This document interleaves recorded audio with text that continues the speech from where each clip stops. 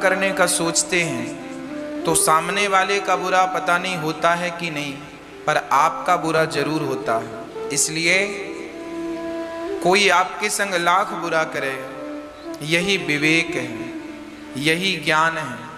भागवत सुनी क्यों जाती है? संसार के लोगों का व्यवहार अलग होता है और भागवत सुनने वाले सत्संगियों का व्यवहार अलग हो जाता है। यदि अनपढ़ लोगों की तरह पढ़े लिखे लोगों का व्यवहार हुआ तो फिर अनपढ़ और पढ़े लिखे में अंतर क्या रह जाएगा? अनपढ़ आदमी बात बात में गुस्सा करता है, जो सत्संग नहीं करता, कथा नहीं सुनता, वो बात बात पर गुस्सा करता है, बार बार रोता है, बदले की भावना रखता है। पर जो सत्संगी है, यदि वह भी ऐसा ही व्यवहार करे तो इसका सत्संग करने का क्या फल, क्या फायदा? कथाएं इसलिए ही सुनी जाती हैं ताकि हम इस ज्ञान से अपना कल्याण कर सकें। कथा इसलिए सुनी जाती है कि कथा सुनकर हम अपने भटकते हुए मन को शांत कर सकें, अपने विवेक के द्वारा। जब आप विवेक के माध्यम से अपने मन को पकड़ेंगे, शांत करेंगे, निश्चित शांत होगा।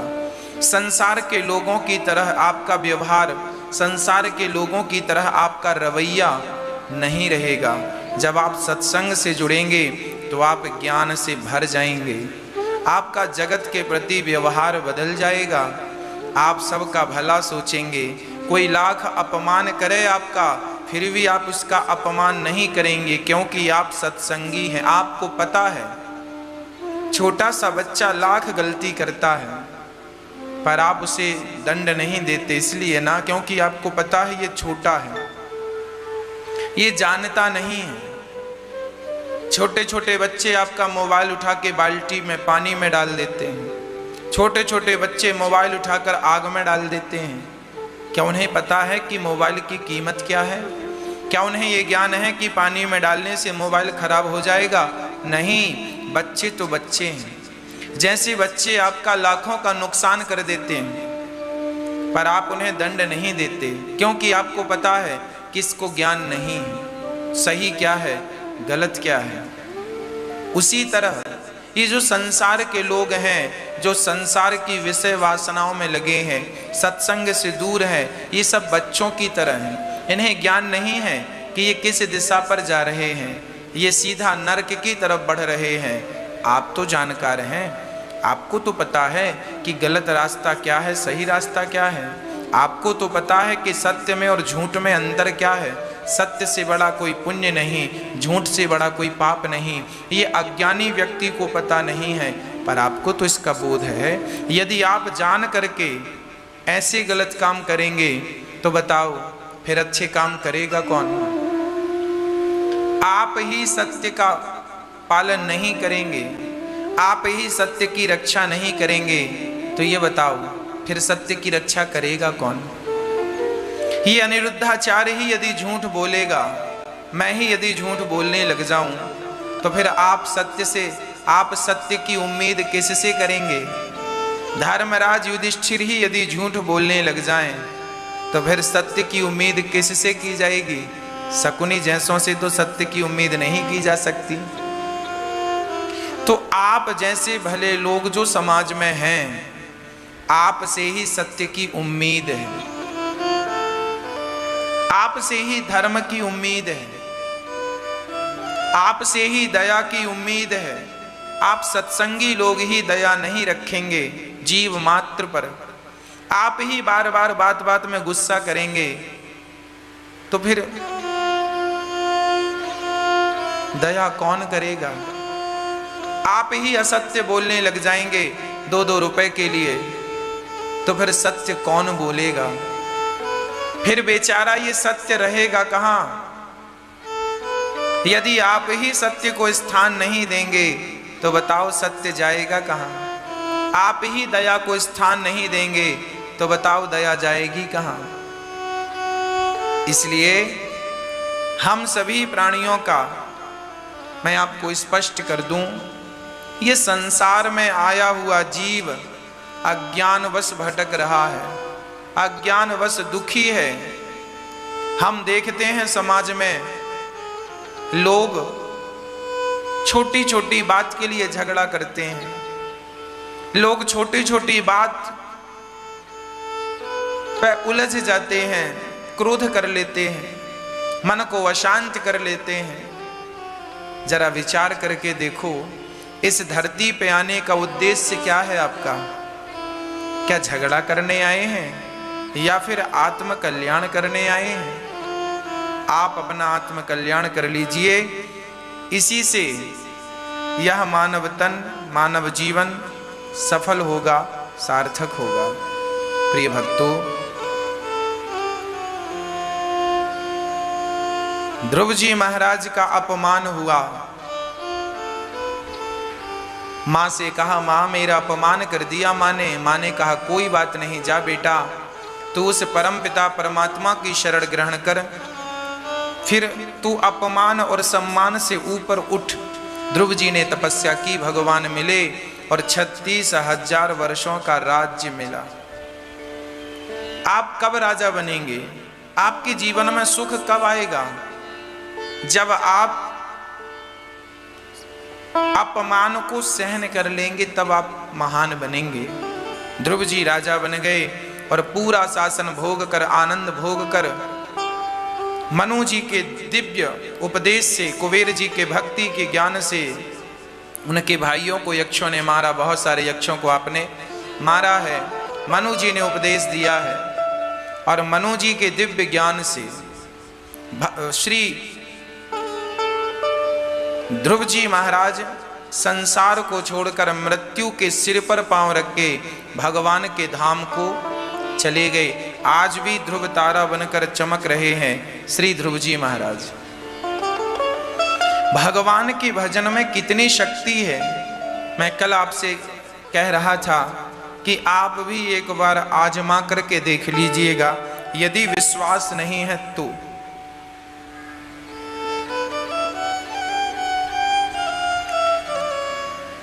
मनु जी महाराज के 3 बेटी और 2 बेटों की चर्चा पूरी हुई।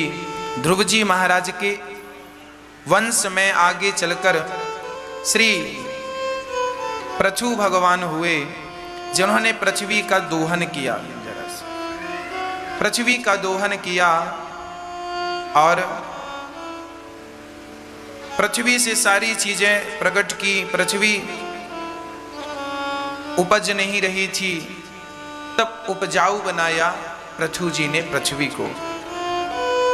पृथु भगवान के नाम से धरा का नाम पृथ्वी पड़ा, पहले से धरा कहते थे, फिर पृथ्वी कहने लगे।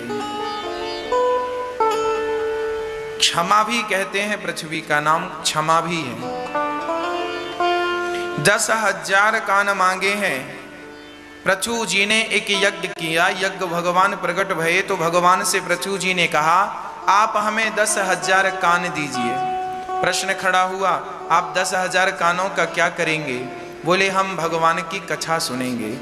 इस छोटी सी चर्चा से यही शिक्षा मिलती है कि आपके ये जो 2 कान है ना, ये कानों को निंदा सुनने में, बुराई सुनने में, चुगली सुनने में मत लगाइएगा। ये जो कान है हमारे, केवल भगवान की कथा सुनने में लगाइएगा। आज हम लोगों को देखते हैं, 2 लोग बैठे हैं, 4 लोग बैठे हैं और पड़ोसियों की बातें कर रहे हैं, फलाने व्यक्ति की बातें, जिनसे आपका कोई लेना देना नहीं है, आप उनकी बातें कर कर भी 1-1 घंटा बिगाड़ते हैं। हाँ या ना? आपका जिनसे कोई लेना देना नहीं है, आप उनकी भी बातें। कई लोग ट्रंप की बातें करते हैं। क्यों भाई, तुम्हें क्या करना है ट्रंप से? कई लोग ओबामा की बात करते हैं, बैठे हैं 4 लोग, ओबामा ऐसा, ओबामा, ट्रंप ऐसा, फलाना ऐसा, पड़ोसी थे हमारे बहुत ऐसे थे वैसे थे, फलाने को देखो उसका लड़का ऐसा है वैसा है, फलाने की बहू। भैया ये सब पंचायत क्यों कर रहे हो? तुम्हारा क्या लेना देना है उन लोगों से? और एक एक घंटा जो बिगाड़ रहे हो फला व्यक्ति की चर्चा करके, उससे तुम्हारा फायदा क्या होने वाला है? तुम्हारा समय ही तो बर्बाद हो रहा है। इसलिए कहता हूं, जो समय व्यर्थ की बकवास में चला जाता है वो समय केवल भगवान की चर्चा में लगाओ, भगवान की चर्चा में लगाओ और अपनी सफलता में वो समय खर्च करो। आप कैसे अपने आप को सफल बना सकते हैं? हमारे देश में बेरोजगारी ज्यादा है, बच्चों को, युवाओं को काम नहीं है, और आज का युवा बैठ करके केवल 4 लड़के बैठते हैं तो क्रिकेट की बात करते हैं, सचिन की बात करते हैं, धोनी की बात करते हैं, विराट कोहली की बात करते हैं। अरे उनका कैरियर तो बढ़िया सा बन गया, तुम उनकी चर्चा करके अपना कैरियर क्यों बिगाड़ रहे हो? एक एक घंटे 2-2 घंटे उनकी बातें करके आपको क्या मिलने वाला है? आप अपना जीवन संवारिए, अपने बारे में सोचिए, अपनी बातें कीजिए। आप कैसे सफल बनेंगे उस पर ध्यान केंद्रित कीजिए। कैसे आप अपने परिवार को 2 पैसे कमा कर दे सकते हैं, कैसे आप अपने घर की ज़रूरतें पूरी कर सकते हैं, इस विषय में थोड़ा सा दिमाग लगाइए और अपने आप को सफल, अपने आप को कामयाब बनाने के लिए कदम आगे बढ़ाइए, जिससे आपका कल्याण है। फला व्यक्ति की चर्चा करने से आपका कोई कल्याण होने वाला नहीं है। आज का युवा 2-2 घंटे, 3-3 घंटे, 4-4 घंटे क्रिकेट देखता है। पढ़े लिखे लोग क्रिकेट देख रहे हैं, पढ़ा लिखा जवान युवा क्रिकेट देख रहा है। क्रिकेट के माध्यम से बड़े बड़े क्रिकेटर ये कहते नजर आते हैं कि आप भी अपनी किस्मत आजमाइए, मतलब क्रिकेट में पैसा लगाइए, अर्थात जुआ खेलिए। आप यदि जुआ खेलने लग जाएंगे तो जो दाल रोटी खा रहे हैं वो भी तबाह हो जाएगी, समाप्त हो जाएगी। इसलिए अपने समय का दुरुपयोग ना कीजिए। समय समय पर होता है समय समय की बात, राम जन्म का दिन बड़ा और कृष्ण जन्म की रात। समय को कभी बर्बाद ना करो, समय को कभी बिगाड़ो मत। एक बार यदि समय का आपने दुरुपयोग किया, एक बार आपने समय को ठुकराया, तो वही समय आपको ऐसे ठुकराएगा कि आप कभी खड़े नहीं हो पाओगे, संभल नहीं पाओगे। इसलिए ईश्वर सबका समय बनाता है। भगवान सबको एक एक बार 2-2 बार वक्त देते हैं, समय देते हैं। कुछ लोग उस समय का सदुपयोग करते हैं तो वो व्यक्ति सफल हो जाता है, और वह व्यक्ति अपने समय का दुरुपयोग कर ले तो वही व्यक्ति जीवन भर 2-2 रोटियों के लिए रोता रहता है, 2-2 पैसे के लिए रोता रहता है। इसलिए समय बहुत बलवान है, समय बहुत कीमती है। समय को, समय की गति जो जान ले, समय को जो पहचान ले, उसका तो कल्याण हो जाए। आज हम देखते हैं बच्चे अपना समय बर्बाद करते रहते हैं। किसी की चर्चा करने से कोई लाभ नहीं, किसी का पांव पकड़कर खींचने से कोई लाभ नहीं। खींचना ही है तो किसी का हाथ पकड़कर खींचिए। पांव पकड़ के खींचने वालों की जो लंबी भीड़ है, हाथ पकड़ के खींचने वाले कम है। आप हाथ पकड़कर खींचने वाले बनो, पांव पकड़कर खींचने वाले मत बनो।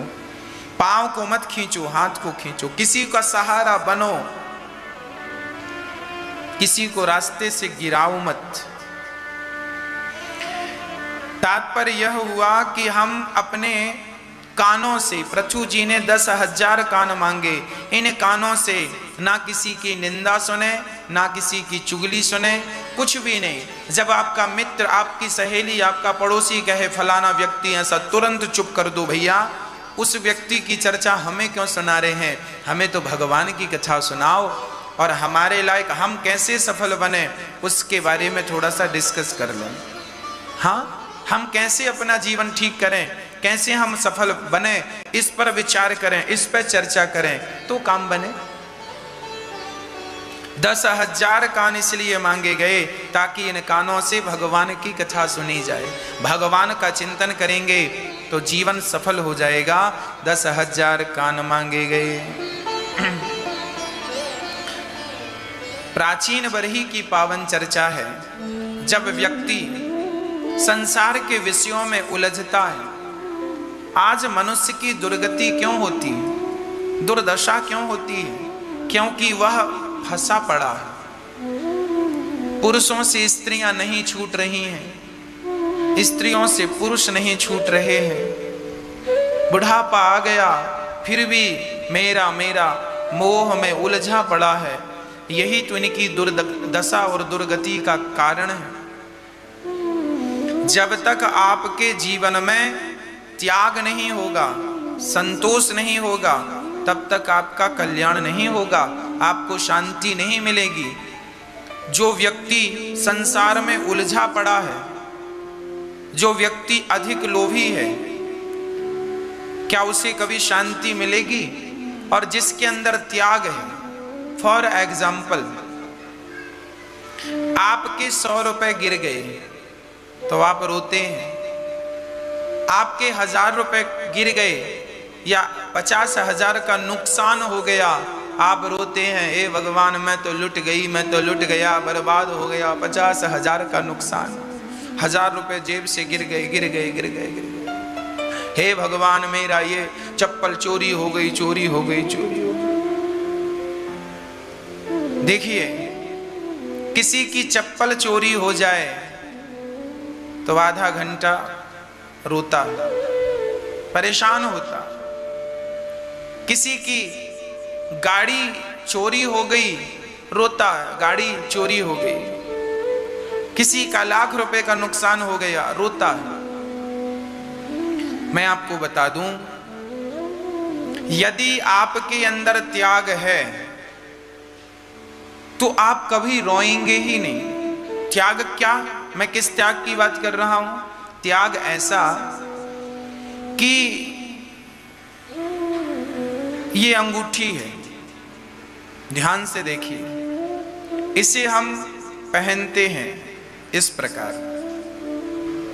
जब मैं अपनी बात बता रहा हूं, मैं अपनी एक बात बताऊं, उस बात से आप लोग भी समझ ली। आपको समझाने के लिए मैं उदाहरण दे रहा हूं अपना। ये अंगूठी है।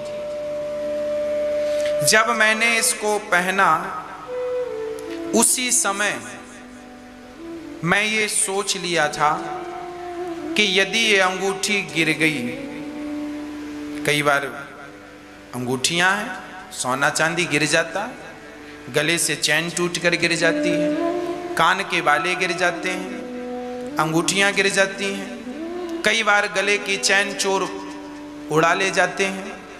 तो जब भी आप सोना पहने, अंगूठी पहने, गले में चैन पहने, हाथ में कड़ा पहने, तो आप सोना पहनने के पहले अपने मन को मजबूत कर लें कि मैं ये पहना हूं, ये कभी भी गिर सकती है, कभी भी गुम हो सकती है, और जब गुम होगी, गिरेगी, तो मुझे रोना नहीं है, मुझे इसकी फिक्र नहीं करनी, मुझे इसकी चिंता नहीं करनी। ये पहले से ही कमर कस लीजिएगा, क्योंकि आज ना सही ये वस्तु आपसे दूर जाएगी, आज ना सही कल आपका नुकसान होगा। तो आज ही आप तैयार रहिए कि नुकसान होगा, हमें हो जाएगा सो हो जाएगा, कोई बात नहीं। अब रोने से क्या होगा? ये जो ज्ञान है, पहले से सावधान रहिएगा।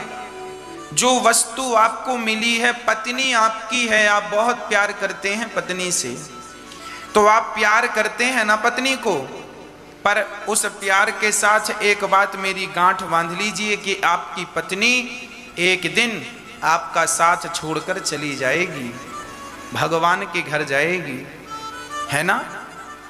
इस सच्चाई से मत भागिए। तुम प्यार करते हो पत्नी से, अच्छी बात है, पर यह भी याद रहे कि एक दिन वो आपका साथ छोड़कर जाएगी। उस हाल में आप क्या करेंगे? तब कितना रोएंगे? क्या रोने से वापस आएगी? जाना है, इस सच्चाई को याद रखो, और जितने दिन तुम्हारे साथ है प्यार मोहब्बत से रहो और भगवान का चिंतन करो। आप अपने पति के साथ हैं, पति से बहुत प्यार करते हैं, पर ये याद रखिए कि आपका पति एक दिन आपका साथ छोड़कर जाएगा, जरूर जरूर जाएगा। या तो पहले पत्नी जाएगी या तो पति जाएगा। आप उस दुख को सहन करने के लिए तैयार हो जाइए। आज लोग दुखी क्यों होते हैं? क्योंकि उस दुख को सहने की तैयारियां नहीं करते, है ना। जब आप तैयारी नहीं करते तो आप दुखी। इसलिए आप अपने दिमाग को, अपने बुद्धि को सेट करके चलिए कि आपकी पत्नी आपके साथ कुछ दिनों की मेहमान है, चली जाएगी। आपका पति आपके साथ कुछ दिनों का मेहमान है, चला जाएगा। उस हाल में आपको कैसे रहना है, उसकी आदत अभी से बनाना स्टार्ट कर दीजिए। ये समझ लीजिए कि ये सच्चाई है, इसे आप स्वीकार करें या बिल्कुल स्वीकार ना करें। ये सोना चांदी, ये पद प्रतिष्ठा, ये एक दिन तुमसे छिन जाएगी। उस समय आपकी हालत क्या होगी, उसकी तैयारी अभी से कर लो, कल को रोना ना पड़े। ये त्याग, इसलिए हम कहा करते हैं त्याग जीवन में जरूरी है, त्याग जरूरी है जीवन में। मेरे पास अंगूठी है तो भी मैं खुश हूं, और कल को ये गुम जाएगी ना तो मैं रोऊंगा नहीं, क्योंकि मैंने कमर कस ली है। पहले से मुझे पता है कि ये वस्तु एक दिन छोड़कर जाएगी, इसलिए मैं इसे पहना जरूर हूं, पर मैं इससे प्रेम बिल्कुल नहीं करता। ये तो उपयोग है मेरा, चलो पहन लिया, अंगूठी है पहन लिया, पर मैं इससे प्रेम नहीं करता, मैं इससे अटैच नहीं हूं, मैं इससे जुड़ा हुआ नहीं हूं। मुझे पता है एक दिन चली जाएगी, गिर जाएगी, कोई गुम हो जाएगी, इसलिए मैं इससे प्रेम ना करूं, उपयोग करूं, प्रेम ना करूं। प्रेम करूंगा तो कल गिरेगी तो रोएंगे। हमारी माताओं का एक बाला गिर जाए ना कान का, 4 दिन तक रोटी नहीं खाती। जितने का बाला है, जितने का झुमका है, उसके लिए रो रो के बीमार पड़ जाती हैं, पर जितने का झुमका था उतने रुपए उनके इलाज में खर्च हो जाता है। सियावर रामचंद्र की जय। झुमका गिरा बरेली की बाजार में, और जब गिरा तो फिर रोई, माताएं रोती हैं मेरा झुमका गिर गया, झुमका। 4 दिन रोटी नहीं खाती, बीमार पड़ जाती हैं। 50,000 का झुमका था, बीमार पड़ गई, डॉक्टर के पास गए, 50,000 का बिल बन गया। एक तो 50,000 का झुमका गिराया, फिर 50,000 रोने में और खर्च हो गए, लो 1 लाख का नुकसान। इसलिए कहता हूं ये जो तुम झुमका पहने घूमती हो ना मेरी माँ, पहले से बिल्कुल निर्णय कर लीजिएगा, कमर कस लीजिए, एक दिन ये झुमका तुम्हारा गिरेगा, या तो चोर चुरा लेगा, या तो गिर जाएगा, या बंटवारे में बेटा बहू के पास चला जाएगा, तुम्हारे पास रहेगा नहीं। तुम पहने पहने मर जाओगी तो भी बच्चे उतार लेंगे, तुम्हारे पास रहेगा नहीं ये। इसलिए कहता हूं इन वस्तुओं से मन को हटा लो और मन को केवल गोविंद के चरणों में लगा लो, यही से जीवन की सार्थकता है। यदि मन भगवान के चरणों में लग गया तो कल्याण हो जाएगा, और झुमका झुमकी में मन लगा रहा तो दुर्गति होगी, दुर्दशा होगी, नरक जाना पड़ेगा।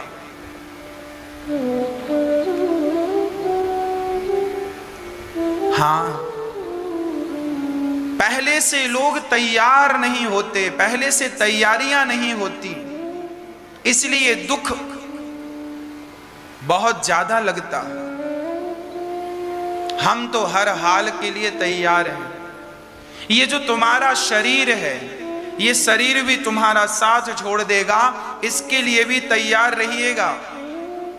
पता नहीं ये हाथ कब काम करना बंद कर दे, पता नहीं ये हाथ कब काम करना। मैं अभी से सबके लिए तैयार हूं। रोना नहीं है किसी भी हाल में, हर हाल में परमात्मा को याद। जीवन में जब दुख आए तो भगवान से बस यही कहिएगा, प्रभु मेरे किए हुए पापों की सजा मुझे मिल रही है, आपने अच्छा किया कि प्रभु मुझे दंड दिया, प्रार्थना सिर्फ इतनी है कि यदि दंड दिया है तो इस दंड को सहन करने की, इस दर्द को सहन करने की शक्ति भी आप ही दीजिएगा, इस दुख को सहन करने की ताकत भी आप ही दीजिएगा। हर हाल के लिए तैयार हो जाना चाहिए। मैंने सुना था महाराणा प्रताप जी जब युद्ध कर रहे थे हल्दी घाटी का, उसके बाद वो जंगल की तरफ चले गए और घास की रोटियां बना बना करके खाई, ऐसा मैंने सुना है, इतिहास में पढ़ा। घास की रोटियों का अर्थ ये है कि पत्ते, जंगल के पत्ते खाकर उन्होंने अपना जीवन यापन किया। आज हम हलवा पूड़ी खा रहे हैं, आज हम रबड़ी और रसमलाई खा रहे हैं, आज हम दाल चावल सब्जी रोटी खीर मेवा मिष्ठान खा रहे हैं, पर कल को आपको घास भी खानी पड़ सकती है, कल आपको पत्तों से भी गुजारा करना पड़ सकता है। उस हाल के लिए भी तैयार रहिए।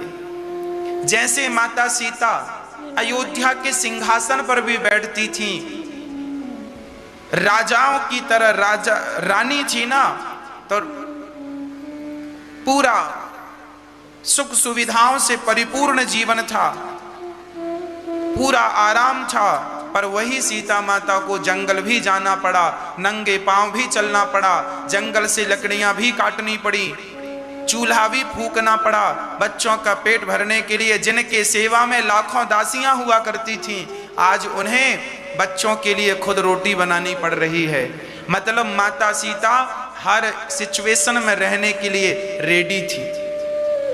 आपसे मेरी सिर्फ यही प्रार्थना है, आप भी हर स्थिति के लिए अपने आप को तैयार रखिएगा। दुख तब होता है जब व्यक्ति अपनी तैयारियां नहीं करते। हर स्त्री को अपनी तैयारी कर लेना चाहिए, हर पुरुष को अपनी तैयारी कर लेनी चाहिए। कब दुख आ जाए कोई नहीं जानता, इसलिए भगवान का चिंतन अभी से स्टार्ट करिए। भगवान ही हम सबके रक्षक हैं, हम सबके संगी और साथी हैं। एक टेर रघुनाथ की दूजो न कोई सहाय, एक कोई दूसरा सहारा नहीं है एक ईश्वर के सिवा। जो भगवान की शरण में है उनका बाल भी बांका नहीं होता। इसलिए ये संसार में रहना नहीं देश बिगाना रे। ये देश, ये जो दुनिया है, ये हमारा नहीं है। ये संसार, ये घर, ये गांव, ये शहर, ये गलियां, ये हमारी नहीं है। हमारा असली घर भगवान के चरणों में है। हम वहां से आए हैं, कुछ दिन की यात्रा में है, 25, 50, 100 साल की यात्रा पूरी होगी और उसके बाद हमें ये सब छोड़ करके जाना पड़ेगा। इसलिए तो कहते हैं ना, परदेसियों से ना अखियां मिलाना। ये सब परदेसी हैं। आपकी पत्नी, आपका पति, आपका पुत्र, आपका परिवार, आपका सोना, आपकी चांदी, आपका पद, आपकी प्रतिष्ठा, सब परदेसी हैं। और ये परदेसी एक दिन सब छूट जाएंगे। परदेसियों से ना अखियां मिलाना, परदेसियों से ना। ये सोना और चांदी ये सब परदेसी हैं, इनसे ज्यादा प्रेम ना करना। कागज के टुकड़ों से, पैसों से भी ज्यादा प्रेम ना करना। सब छोड़ के चले जाएंगे। परदेसियों से ना अखियां मिलाना, परदेसियों से ना अखियां मिलाना। परदेसियों को है एक दिन जाना, परदेसियों से ना अखियां मिलाना। सबको जाना पड़ेगा। जब आप जाओगे, हम तो चले परदेस, हम परदेसी हो गए। हम तो चले परदेस, हम परदेसी हो गए, छूटा अपना देश हम परदेसी हो गए। ये गलियां पथ पनघट ये पंछी बरसों पुराना, बरसों पुराना। कल तक थे सब अपने अब लगता है बेगाना, बदला जग ने भेष, बदला जग ने भेष, हम परदेसी हो गए, छूटा अपना देश हम परदेसी हो गए। हम सब परदेसी हैं और इस संसार को अपना मानकर बैठे हैं, यही दुख का कारण है। चले जाओगे वहां जाओगे जहां से कोई संपर्क नहीं, चिट्ठी न कोई संदेश, जाने वो कौन सा देश जहां तुम चले गए।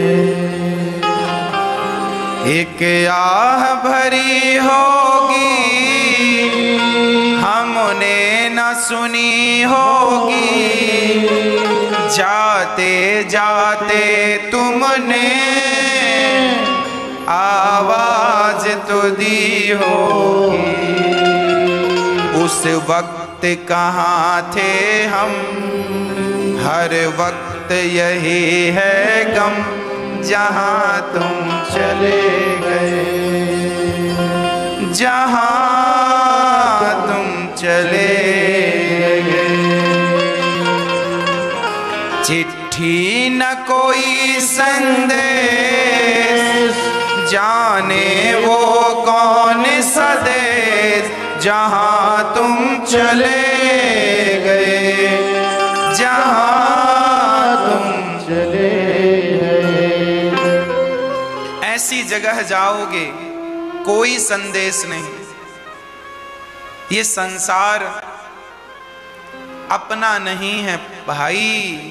इतनी सी बात यदि लोगों को समझ आ जाए तो पता नहीं क्या हो जाए, कितना सुख कितना आनंद हो जाए। पूरी जिंदगी गुजर गई मैं मेरा मेरा मेरा मेरा पगले, ना मैं कुछ हूं ना मेरा कुछ है। जो सत्य था उसके लिए तू कभी भागा नहीं, और जो झूठ था उसे समेटता रहा और बाद में रोता रहा। बड़ा दुख, बड़ा दुख। समझ लो सच्चाई। मैं अपनी छाती फाड़कर आपको सच्चाई दिखा सकता तो मैं कब का दिखा चुका होता। सच्चाई यही है कि कृष्ण तुम्हारे हैं, बस। ये संसार तुम्हारा नहीं है। इतनी सी बात समझ लो कि कृष्ण मेरे हैं, गोविंद मेरे है, गोपाल मेरे है। बस यही समझ आ जाए हर व्यक्ति को तो नैया पार हो जाए। पर इतनी सी बात समझने के लिए करोड़ों जन्म लेने पड़ते हैं। करोड़ों जन्म, करोड़ों बार कुत्ता बिल्ली हाथी घोड़ा कीड़ा पतंगम बनना पड़ता है। कितनी बार हम और आप मनुष्य बन के आगे चले गए, पर इतनी सी बात समझ में नहीं आई कि कृष्ण मेरे हैं। उनका भजन नहीं करते हुए हम संसार के पीछे भागते रहे, सुख ढूंढते रहे। क्या मिला? प्रिय भक्तों, जब 10,000 कान मांगे गए, भगवान ने 10,000 कान दे दिए। मनु जी महाराज के एक बेटे की कथा पूरी हो गई। मनु जी महाराज के दूसरे बेटे का नाम था प्रियव्रत, जिनका विवाह विश्वकर्मा की पुत्री बर्हिष्मति से हुआ। ऋषभदेव जी इनके वंश में उत्पन्न हुए। ऋषभदेव जी के 100 बच्चे हुए। सबसे बड़े का नाम भरत। भरत जी महाराज अपनी प्रजा को उपदेश, ऋषभदेव जी भगवान के परम स्वयं भगवान थे, वो उनका कल्याण हुआ, उनकी गति हुई। सबसे बड़े पुत्र भरत जी सब कुछ त्याग कर गंडकी नदी के तट पर नारायण नारायण नारायण नारायण नारायण का जाप कर रहे हैं। सब कुछ त्याग देना कितना कठिन है। बूढ़े बूढ़े लोग जिनकी उम्र पूरी हो चुकी है, पता नहीं कल मर रहे हैं कि परसों, ऐसे लोग भी त्याग नहीं करते।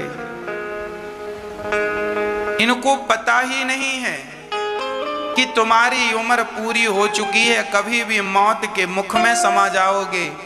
अपने इन हाथों से दान पुण्य कर लो, अपने हाथों से परमार्थ कर लो, अपनी वाणी से भगवान का नाम जप लो।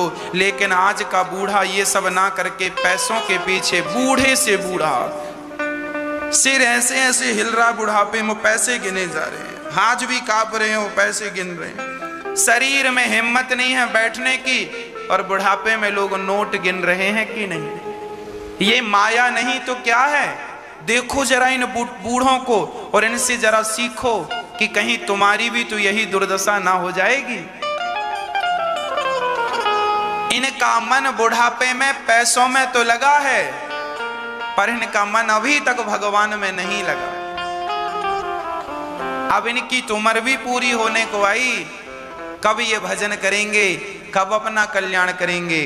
इन्हें कौन समझाए कि बुढ़ऊ आप अपना परलोक बिगाड़ रहे हो और कुछ नहीं कर रहे हो। समय कीमती है, वो समय जो अब व्यर्थ में जा रहा है, उसे भगवान के चिंतन में लगाते तो कल्याण होता। इसलिए हम तो बूढ़ों की नहीं, हम तो जवानों की बात कर रहे हैं। आप समझ लीजिएगा और आप अभी से मन भगवान में लगाइए और बुढ़ापे में अपने सारी जिम्मेदारियों से निवृत्त होकर पूर्ण रूप से मन भगवान के चरणों में लगा देना। यही इस जीवन की सार्थकता। भरत जी सब छोड़कर गंडकी नदी के तट पर गए और भगवान का नाम जपने लगे। भरत जी नाम जप रहे हैं बड़े भाव से, नाम जपते जपते जपते जपते काफी दिन हो गए। पत्नी को छोड़कर, पुत्र को छोड़कर, परिवार को छोड़कर बैठे हैं। अच्छा है, सबका त्याग कर दिया भरत जी ने। पर जंगल में एक मृग का बच्चा, एक मृगी नदी में पानी पी रही थी। शेर ने दहाड़ लगाई, वो मृगी जान बचाने को भागी और उस मृगी के गर्भ से एक बच्चा पैदा हुआ मृग का। वो पानी में बहने लगा तो भरत जी को लगा ये मर जाएगा। भरत जी उस बच्चे को बचाकर अपनी कुटिया पर ले आए, उस बच्चे की जान बचाए भरत जी। ये तो अच्छा किया, पर भरत जी उस बच्चे से, मृग के बच्चे से प्रेम करने लग गए। ये मेरा मृग है, उसे घास खवाएं, उसे नहलाएं, उसकी सेवा करें। जो समय भजन करने में जाना चाहिए था, अब वो समय मेरे मृग में जाने लगा। जब मन मृग में लगा तो भरत जी की जब मृत्यु हुई तो मृग का चिंतन वो कर रहे थे, मेरे मृग का क्या होगा मेरे बाद, मेरे मृग का क्या होगा मेरे बाद। मृग मृग मृग मृग मृग मृग करते मर गए। तो भरत जी जैसे संत को मृग बन करके आना पड़ा। अंते यामति सागति, जिसकी जैसी मति होती है उसकी वैसी गति होती है। इसलिए मरते समय जरा सावधान रहा करो। मरते समय बड़े प्रेम से भगवान में मन लगाओ। पत्नी में, पुत्र में, परिवार में मन ना लगाना, पति में, संसार में मन ना लगाना। जहां मन लगेगा वही गति आपकी हो जाएगी। इसलिए तो मरते समय केवल मुख से भगवान का नाम निकले, हे नारायण, हे कृष्ण, मैं आपके धाम आ रहा हूँ प्रभु, अपने चरणों में स्थान देना।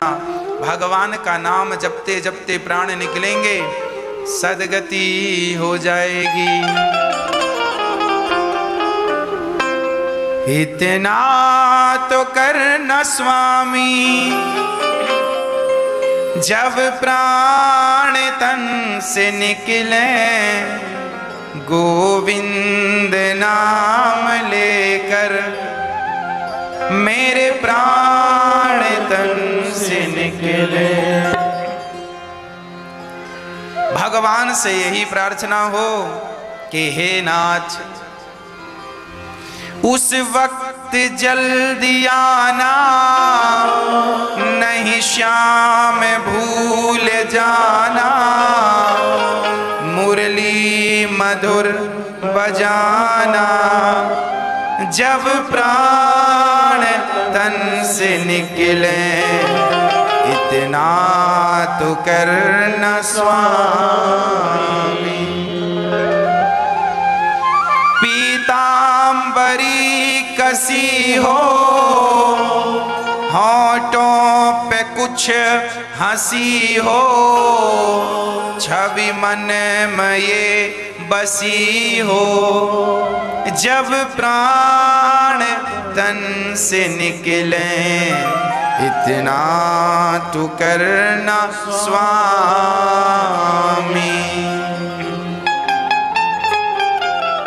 श्री गंगा जी का तट हो, यमुना का वंशीवट हो, मेरा सांवरा निकट हो, जब प्राण तन से निकले, इतना तो करना स्वामी।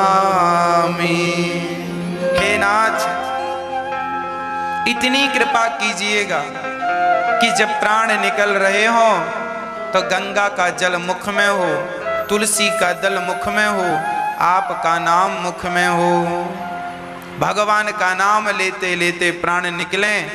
इससे परम सौभाग्य जीवन में क्या हो सकेगा। भगवान का चिंतन जरूरी है। आप लोग अपने थोड़ी सी तैयारी कर लीजिएगा। पूरी जिंदगी आदमी कमाता है, इसलिए उसे लगता है मैं बहुत जीऊंगा, बहुत बुढ़ापे में। जवान व्यक्ति कमाता है, पूछो किस लिए कमा रहे हो, कहता है बुढ़ापे के लिए कमा रहा हूं। अब उसे कौन समझाए कि पगले, इसकी क्या गारंटी है कि तेरा बुढ़ापा आएगा। अरे बुढ़ापा आए उसके पहले ही निपट गए तो क्या करोगे। इसलिए कमाना है तो बुढ़ापे के लिए नहीं, इस संसार में तो कैसे भी पेट भर ही जाएगा। कमाना है तो परलोक के लिए कमाओ। जो यहाँ आप करेंगे अच्छा या बुरा, वही आपको मिलता है। अच्छा करेंगे तो आपको अच्छा मिलेगा, बुरा करेंगे भाई सिंपल है। मैंने खेत में गेहूं बोया है तो फसल गेहूं की ही आएगी। जैसा मैं व्यवहार आपके साथ करूंगा वैसा ही व्यवहार आपसे भी पाऊंगा। इसलिए जो इस संसार में आप कर रहे हैं अच्छा या बुरा, उसी का परिणाम यहाँ से जानने के बाद स्वर्ग में, नरक में, भगवान के धाम में मिलता है। बुरा करोगे तो नरक, अच्छा करोगे तो भगवान के धाम। इसलिए बुरे कामों से बचो। ये ना आपके लिए कल्याणकारी हैं ना मेरे लिए कल्याणकारी हैं।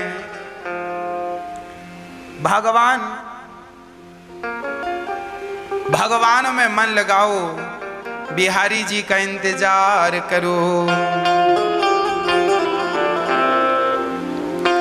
भगवान किसी को देख लेना, उसका कल्याण हो जाता है। एक बार कृपा की दृष्टि यदि बिहारी जी ने डाल दी किसी पर, उसका कल्याण हो जाता है। तेरी अखियां हैं जादू, कब आपको गड्ढे में ले जाकर डाल दे इसका भरोसा ही तो नहीं है। कब मन कहां ले जाए कौन जानता है। इसलिए भरत जी चुप रहते हैं। हम आपसे भी विनती करते हैं, चुप रहा करो, ज्यादा से ज्यादा भगवान का चिंतन ही किया करो। व्यर्थ की बातें बिल्कुल ना हो। भरत जी के भाई भौजाइयों ने घर से निकाल दिया, क्योंकि कमाते नहीं है ना भरत जी। ये दुनिया भी तब तक साथ देती है जब तक आप 2 पैसे कमाते हैं। आप कमाएंगे नहीं तो कोई आपसे प्रेम नहीं करेगा, है ना। एक माँ के 2 बेटे हैं, तो जो बेटा ज्यादा पैसा कमाता है ना, माँ उससे ज्यादा प्यार करती है, पिता उससे ज्यादा प्यार करते हैं जो पैसा कमाता है। जो पुरुष ज्यादा कमाता है, जिसका पति ज्यादा कमाता है, वो पत्नी उस पति से ज्यादा प्रेम करती है। इसका अर्थ ये बिल्कुल नहीं है कि जिनके पति कम कमाते हैं वो प्रेम कम करती हैं। प्रेम का कमाई धमाई से ज्यादा संबंध नहीं है, पर सामान्य दृष्टि है। जो पतिव्रता स्त्री है वो तो पति से प्रेम करती है, चाहे उसके पास पैसा हो या बिल्कुल गरीब। पर जो कुछ स्त्रियां होती हैं, कुछ स्त्रियां जो अपने पति से ज्यादा पति के पैसों से प्रेम करती हैं। पतिव्रता नारी तो पति के पास कुछ ना हो तो भी प्रेम करती है, वो तो प्रेम करती है सच्चा। पर समाज में देखने को मिलता है बहुत सारी स्त्रियां जब पति के पास कुछ नहीं होता तो छोड़कर चली जाती हैं। हम सीधा कहें तो आप ये समझिए कि संसार में लगभग लोग, रामचरितमानस में तो लिखा है, स्वार्थ लाग करें सब प्रीति, सुर नर मुनि जन की यह रीति। सब अपने स्वार्थ के कारण प्रेम करते हैं या करती हैं। स्वार्थ खत्म, प्रेम खत्म, ये रामचरितमानस में लिखा है। सब व्यक्ति जिससे प्रेम करते हैं वो प्रेम के पीछे कोई ना कोई स्वार्थ होता है। ये बात पतिव्रता स्त्रियों में लागू नहीं होती। पतिव्रताओं का जो प्रेम है वो निस्वार्थ प्रेम है। जो भक्त का सच्चा प्रेम भगवान से है, इसलिए कहते हूं, इसलिए हम कहा करते हैं प्रेम भगवान से भी करो तो निस्वार्थ, नहीं तो स्वार्थी प्रेम होगा तो भी कल्याण नहीं होगा। भरत जी जंगल में विचरण करते हैं। भद्रकाली के सामने कुछ भीलों ने भरत जी का सिर झुका दिया बलि चढ़ाने के लिए। भरत जी ने सिर झुका लिया, बलि इनकी चढ़ाने लगे, तब भद्रकाली ने प्रकट होकर भरत जी की रक्षा की। एक राजा रहुगण पालकी पर चढ़कर जा रहा था, बड़ा अहंकारी था। तभी भरत जी को देखकर रहुगण ने कहा, सुनो चलो पालकी उठाओ। भरत जी ने राजा की पालकी कंधे पे रखी। पहले के राजाओं की पालकी कहार लोग उठाते थे, डोली उठाने वाले भी, कहार पालकी उठाने वाले भी। तो भरत जी को कंधे पे पालकी रख दी और भरत तो ठहरे संत, जो जैसा कह दे ठीक है, चल रहे हैं पर कोई चींटी पांव पे ना दब जाए पांव से, इसलिए भरत जी छलांग लगा रहे हैं। तो अब की बार इतनी जोर की छलांग लगाई कि राजा रहुगण की पालकी सिर पे टकराई, जोर से टकराई। राजा रहुगण के मस्तक से रक्त गिरने लगा। राजा रहुगण बोले, मूर्ख कौन है ये, जानता नहीं मेरे सिर पे चोट लग गई, मृत्यु दंड दूंगा मैं जिसने मुझे चोट पहुंचाई है। कहारों ने डर के कहा, महाराज ये नया नया भर्ती हुआ है, बिना इंटरव्यू का यही उछल कूद कर रहा है। भरत जी की तरफ देखकर राजा बिगड़ा, बोला, क्यों रे, बड़ा दुबला पतला है, मेरा भार नहीं उठा पा रहा है, आज मैं तुझे मृत्यु दंड दूंगा। भरत जी अभी तक शांत चित्त से उसकी सारी बातें सुन रहे थे। भरत जी थे ज्ञानी, भगवत प्राप्त संत थे, पर वो ज्यादा बोला नहीं करते थे। आज भरत जी पहली बार अपनी वाणी खोल रहे हैं। आज तक किसी से कुछ नहीं कहा, कुछ नहीं बोला, पर आज बोलने की जरूरत है, सो बोल रहे हैं।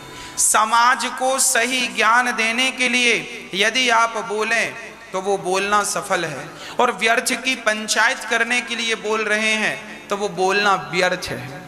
भरत जी कह रहे हैं, त्वयोदितम् व्यक्तित्वम कृतिमविप्रलब्धम् भर्तुः समय स्याद्यदि वीरभारः गन्तुर्यदि स्यादधिगम्य मध्वा पीवेतिराशौ न विदां प्रवादः।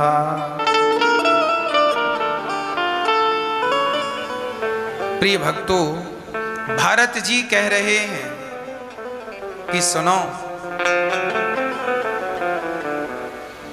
आप कह रहे हैं हमें मृत्यु दंड देंगे, कैसे मारेंगे? हमें तलवार से मारेंगे, तो तलवार काटेगी तो शरीर को काटेगी ना, मुझे थोड़ी काटेगी।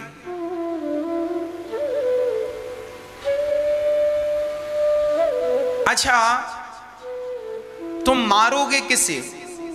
अच्छा ये बताओ, मरता कौन है, शरीर या फिर आत्मा?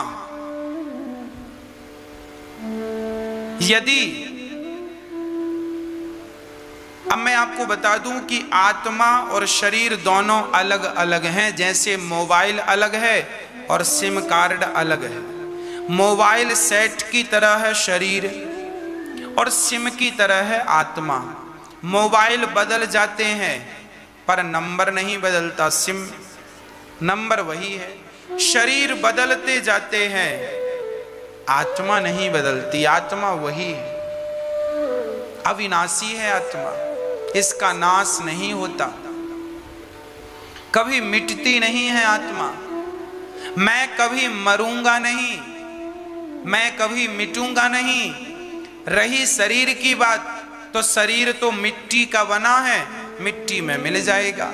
शरीर तो 5 तत्वों से मिलकर बना है, पृथ्वी जल वायु अग्नि आकाश। ये 5 तत्वों से बना शरीर, पांचों तत्व 5 में मिल जाते हैं। आत्मा अमर है। अब आपको मैं बहुत सरल तरीके से समझाऊं। अच्छा ये बताओ, आप जब छोटे से थे, जब आप 5 साल के थे और अब आप 40 और 30 साल के हो, तो ये बताओ कि आपका वो लड़कपन का शरीर कहाँ चला गया? नष्ट हो गया कि नहीं? अच्छा, जब आपका छोटा सा शरीर लड़कपन का नष्ट हुआ, जवानी मिली, लड़कपन गया सो जवानी मिली। अच्छा, लड़कपन का शरीर तो मिट गया, जवानी का शरीर तो मिल गया, पर आत्मा मिटी क्या? जब हम छोटे से थे तो हमारा शरीर इतना सा था, तब भी हमारे भीतर यही आत्मा थी। अब हम जवान हो गए तो हमारा छोटा सा शरीर जो मां के गर्भ से आया था वो नष्ट हो गया। अब हमारा शरीर देखो, पहले हम 2 फीट के थे, 3 फीट के थे, अब 5 फीट के, 5.5, 6 फीट के हैं। अर्थ क्या निकला? हमारा शरीर तो हमारी आंखों के सामने बदल गया, पर आत्मा नहीं बदली ना। आत्मा तब भी थी जब हम छोटे थे, आत्मा वही है तब भी जब हम जवान हैं, और आत्मा वही रहेगी तब भी जब बुढ़े होंगे। शरीर 3 बार बदलता, लड़कपन, जवानी, लड़कपन का शरीर अलग होता है, जवानी का शरीर अलग होता है, और बुढ़ापे का शरीर अलग हो जाता है कि नहीं? लड़कपन में छोटा सा बालक, छोटा सा शरीर है, वही जवानी में बड़ा हो गया, शरीर बदल गया कि नहीं? आप अपने बचपन की फोटो देखिए और अभी की फोटो देखिए, बिल्कुल अलग अलग है कि नहीं? हाँ या ना? हाँ। आपके बचपन की तस्वीर आज की तस्वीर से बिल्कुल अलग है, और आपकी आज की तस्वीर आपके बुढ़ापे की तस्वीर से बिल्कुल अलग होगी। मतलब आपकी आंखों के सामने आपका शरीर 3 बार बदल गया कि नहीं? शरीर 3 बार बदल गया, पर आत्मा एक भी बार नहीं बदली कि नहीं? आत्मा लड़कपन में भी वही थी, जवानी में भी वही, और बुढ़ापे में भी वही। शरीर 3 बार बदल गया, और जब 3 बार शरीर बदला तो आत्मा नहीं बदली। तो जब 4थी बार मृत्यु के बाद शरीर बदलेगा तो आत्मा कैसे बदलेगी? आत्मा तो तब भी रहेगी जब ये शरीर बदलकर दूसरा हो जाएगा। आत्मा कभी नहीं बदलती, आत्मा अजन्मा है। प्रैक्टिकली मैंने आपको कह दिया। आपका लड़कपन बदल गया, जवानी का शरीर बदल गया, जवानी से आप बुढ़े हो गए, पर आत्मा नहीं बदली, शरीर बदल गया। आत्मा कभी नहीं बदलती। और मैं कौन हूं? मैं शरीर नहीं हूं। शरीर बदलता है, आत्मा नहीं बदलती। शरीर नष्ट होता है, आत्मा नष्ट नहीं होती। आत्मा निकल गई तो लोगों ने शरीर को मुर्दा समझकर जला दिया। शरीर की तो कोई वैल्यू थी ही नहीं। शरीर तो मैं हूं ही नहीं, मैं तो आत्मा हूं और मैं कभी नष्ट नहीं होने वाला, मैं कभी नहीं मरने वाला। आप लोग भी कभी नहीं मरेंगे, परंतु अज्ञान के कारण आपने अपने आप को शरीर समझ रखा है। आपको लगता है मैं शरीर हूं, ये मेरा है। ना जी, तुम्हारा नहीं है। तुमने अपने आप को शरीर समझ रखा है, इसलिए तुम परेशान हो। यदि आपने अपने आप को आत्मा समझा होता तो कोई परेशानी थी ही नहीं, कोई परेशानी नहीं थी। मैं आत्मा हूं। आप केवल इतना समझ लीजिए कि मैं सिर्फ आत्मा हूं, कभी नष्ट ना होने वाली आत्मा। नैनम छिंदन्ति शस्त्राणि नैनम दहति पावकः। ना आत्मा को जलाया जा सकता, ना गलाया जा सकता, ना वायु उड़ा सकती है। जैसे हम पुराने वस्त्र का त्याग करके नए वस्त्र धारण करते हैं, उसी तरह शरीर को त्याग कर, पुराने शरीर को त्याग कर आत्मा नया शरीर अर्थात नया वस्त्र धारण करती है। वासांसि जीर्णानि यथा विहाय। पुराना वस्त्र त्याग कर नया वस्त्र। तो आत्मा का स्वरूप यह है। इस शरीर से हम जो पाप और पुण्य कर लेते हैं, उनका फल हमें भोगना पड़ता है। इसलिए हम कहा करते हैं कि पाप और पुण्य के फल को भोगने से बचना हो और भगवान की शरण में जाना हो तो एक उपाय है, आप अपने आप को भगवान के चरणों में अर्पित कर दो। हे नाथ मैं आपका हूँ, हे श्याम सुंदर मैं आपका हूँ, हे बिहारी जी मैं आपकी हूँ, मैं आपका हूँ। सब कुछ भगवान के चरणों में, अपने शरीर को ही सौंप दो। जब आप अपने आप को सौंप देंगे तो आपके पाप और पुण्य भी भगवान के चरणों में अर्पित हो जाएंगे। हे नाथ मेरे पाप पुण्य सब आपके चरणों में मैं सौंपती हूँ और सौंपता हूँ। उसके बाद जब ये समर्पण कर दोगे तो फिर भगवान आपके पाप पुण्य को नष्ट करके नित्य आपको अपना निज धाम प्रदान कर देंगे। यदि आपने पाप किया है तो पाप का फल भोगने के लिए आपको नरक जाना पड़ेगा, और पुण्य किया है तो पुण्य का फल भी आपको मिलेगा। पुण्य किया है तो सुख मिलेगा, तो पुण्य किया है तो स्वर्ग जाना पड़ेगा। और आपने पाप और पुण्य दोनों ही भगवान के चरणों में अर्पित कर दिया। हे नाथ अब मैं आपका हो गया हूं। तब भगवान देखेंगे कि इसने शरणागति कर दी, तब भगवान आपको नरक नहीं जाने देंगे, स्वर्ग नहीं जाने देंगे। भगवान अपने गोलोक धाम में ले जा करके अपना स्थान प्रदान करेंगे, आपको अपने पास रखेंगे और आप पाप और पुण्य से छूटकर भगवान के हो जाएंगे। भगवान का व्यक्ति तब तक नहीं होता जब तक वो शरणागति ना कर ले, शरण में ना चला जाए, जब तक वो ये ना कह दे कि नाथ मैं आपका हूँ। एक बार ये कह दिया जाए कि हे श्याम सुंदर, हे कृष्ण मैं आपका हूँ, हे राम मैं आपका हूँ, हे नारायण मैं आपका हूँ, मेरा आपके सिवा कोई नहीं है, बस समर्पण हो भगवान के चरणों में। समर्पण कैसा? जैसे एक स्त्री का समर्पण है। शादी होती है कि लड़की की, शादी के पहले वो अपनी माँ के पास, पिता के पास, भाई और बहन के पास रहती है। उसका नाम कुछ और होता है, गोत्र कुछ और होता है, पर शादी हुई तो शादी होते ही उसका नाम बदल गया, गोत्र बदल गया, जात बदल गई। अब पति घास की कुटिया पे रखे तो वो हंसती हंसती कुटिया पर रह जाए, और पति सोने के घर में रखे, आलीशान बंगले में रखे तो वो महलों में रह जाए। पति बासी रोटी खिलाए तो वो बासी खाए, और पति हलवा पूड़ी खवाए सो पत्नी हलवा पूड़ी। जैसे पत्नी पति के अधीन होकर वो पति के सुख में अपना सुख मानती है, उसी प्रकार जब भक्त भगवान में समर्पण कर दे, प्रभु अब मैं पूर्ण रूप से आपका हूं, जहां आप रखोगे, जैसे आप रखोगे वैसे मैं रहूंगा, जो दोगे वो ग्रहण करूंगा, भूखा रखो सो भूखा रहूं, प्यासा रखो सो प्यासा रहूं, भरपेट खवाओ सो भरपेट खाऊं, मैं तो पूर्ण रूप से आपका हूं, जैसे रखे राम जी रहना चाहिए, बस सीताराम सीताराम कहना चाहिए। यही है शरणागति, यही है भगवान के चरणों में समर्पण। पूर्ण रूप से भगवान का हो जाना ही समर्पण है। भगवान के हो जाओ। जब भगवान के हो जाओगे तो फिर किसी के होने की जरूरत नहीं पड़ेगी।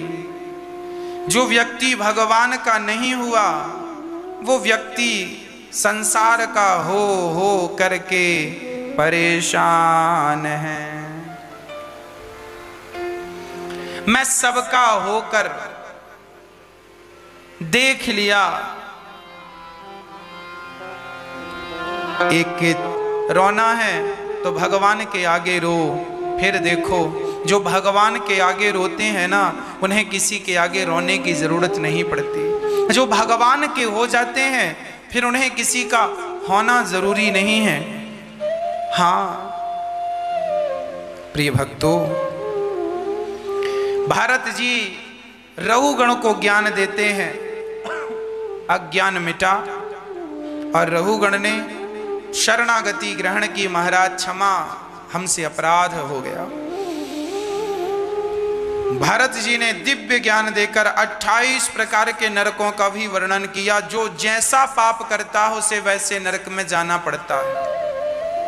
इसलिए प्राणी मात्र को पाप कर्मों से बचना चाहिए। हमसे कोई पाप ना हो, हमसे कोई गलती ना हो, हमसे किसी का दिल ना दुखे, इन बातों का भी ख्याल हमें रखना चाहिए।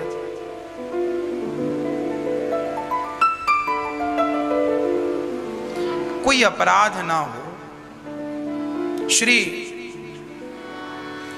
सुखदेव भगवान कहते हैं राजा रहुगण के ज्ञान से दोनों का कल्याण हुआ, राजा रहुगण का उद्धार, और भरत जी भी परम धाम को जाते हैं।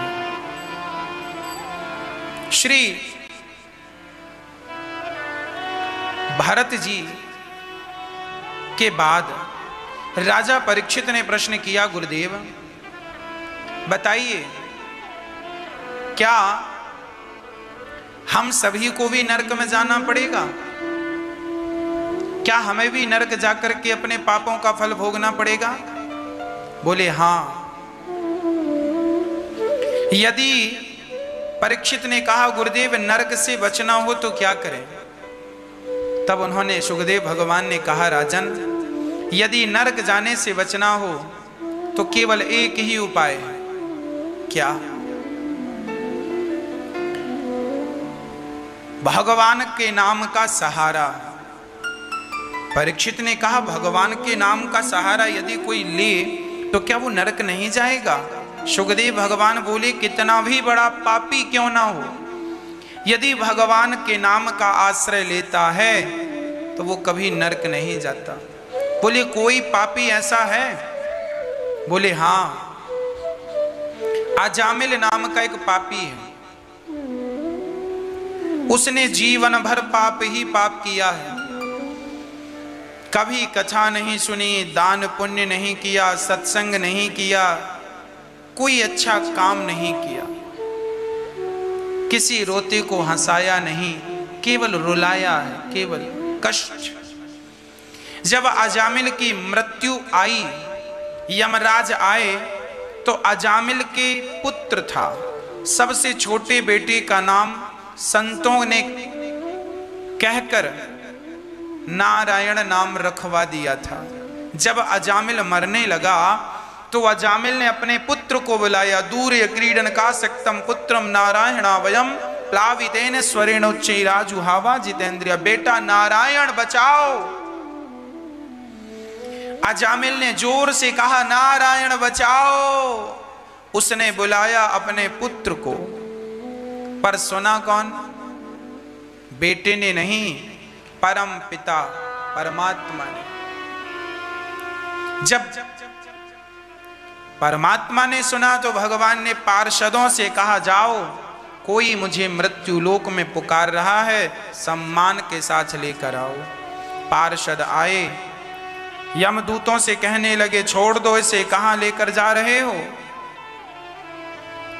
कहने लगे यमदूत इसने जीवन भर पाप किया है, इसे हम लेकर जा रहे हैं नरक को, बहुत सारा कष्ट से मिलेगा, पाप किया है। पार्षदों ने कहा इसने जीवन भर पाप किया है, परंतु इसने मरते समय भगवान का नाम ले लिया है, इसलिए इसका उद्धार हो गया। भगवान ने मुझे भेजा है इसे लेने के लिए। पार्षदों ने कहा छोड़ दो इसे। यमदूतों ने कहा इसने जीवन भर पाप किया है और भगवान क्यों भेज रहे हैं? बोली इसने मरते समय नाम भगवान का लिया। यमदूतों ने हंसकर कहा महाराज इसने भगवान का कोई नाम नहीं लिया, फिर इसने तो बेटे का नाम लिया, इसके पुत्र का नाम नारायण है। अच्छा, तो क्या पुत्र का नाम लेने से? हाँ, पार्षदों ने कहा इसके पुत्र का नाम नारायण तो अभी से पड़ा है, हमारे भगवान का नाम नारायण तो अनादि काल से है। भले बुलाया इसने बेटे को है, पर सुना परमात्मा ने है, सुना भगवान ने है। और भगवान जब सुनते हैं तो कल्याण होता है। तुरंत विमान पर बिठाकर ले जाने लगे। वो अजामिल सुन रहा था कि मैंने यदि नाम ना लिया होता तो सोचो मेरी भी दुर्गति हो जाती, अभी नरक जाना पड़ता। अब अजामिल के कान खड़े हो गए, अब समझ गया कि भगवान का नाम कितना प्रभावशाली है। और अजामिल, पार्षदों ने कहा चलो हम तुम्हें कुछ वर्ष की आयु और देते हैं, रहो और अब पाप ना करना, भगवान का नाम। अजामिल को फिर अवसर दिया गया और अजामिल बची हुई आयु से केवल भगवान का नाम जपने लगा। आप ये समझिए कि ये जो आयु है ये केवल आत्म कल्याण के लिए है। अभी आपको सब हरा हरा नजर आ रहा है, मौत के मुंह से जो निकल कर आता है उसे पता चलता है कि ये जीवन कितना अनमोल है और इसका उपयोग किस प्रकार करना है। ना तुम्हारा पैसा काम आएगा, ना तुम्हारी पहुंच काम आएगी, केवल तुम्हारा पुण्य काम आएगा। इसलिए जितना पुण्य कर सकते हो कर लो। शरीर तो नष्ट हो ही जाना है, पर नष्ट ना होने वाला पुण्य इस नश्वर शरीर से करना चाहो कर सकते हो। प्रिय भक्तों, अजामिल जैसे पापी भी नाम के बल पर तर गए, इसलिए आप भी नाम ना छोड़िएगा। काम करते रहो, नाम जपते रहो, मन से गोविंद गोपाल गाते चलो। याद आवेगी उसको कभी ना कभी, मेरी विनती सुनेगा कभी ना कभी। ऐसा विश्वास मन में जगाते चलो, मन से गोविंद गोपाल गाते चलो। काम करते रहो और बस सीताराम सीताराम गाए जा, गाए जा, गाए जा। राधे श्याम गाए जा, गाए जा, गाए जा। काम करते रहो और नाम निरंतर अहरनिश चलता रहे। इतना तो कर लो, ये कौन सा, इसमें कोई पैसा थोड़ी खर्च हो रहा है। काम करते न हो, झाड़ू पोंछा बर्तन सब करो, अपना काम गृहस्थी का, बिजनेस व्यापार, पर हर समय केवल नाम नारायण, श्रीमन नारायण। काम कर रहे हैं और नारायण नारायण भीतर से चल रहा है। फिर देखो जीवन में क्या बदलाव होता है। आपके जीवन के सारे दुख कष्ट नष्ट हो जाएंगे। मैं आपको लिखित में कहता हूं, यदि आप भगवान का नित्य स्मरण करने लग जाएं, हर श्वास में भगवान का चिंतन करते हुए आत्मसमर्पण कर दें, फिर देखें जीवन कैसा होता है।